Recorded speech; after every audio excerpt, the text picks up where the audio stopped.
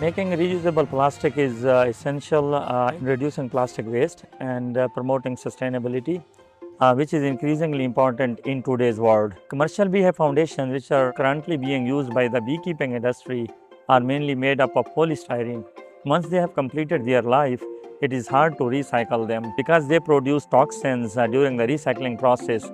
That's why we proposed an idea of replacing these current beehive foundations with the most recyclable and cost-effective plastic using 3D printing technology. For our proof of concept, we have chosen 3D printing technology to prepare beehive foundations for field testing. Although this process is time-consuming and resource-intensive, we initially selected this method because it was still most cost-effective way to produce beehive foundation in smaller quantity for field testing compared to the expensive conventional equipment needed for field testing experiments.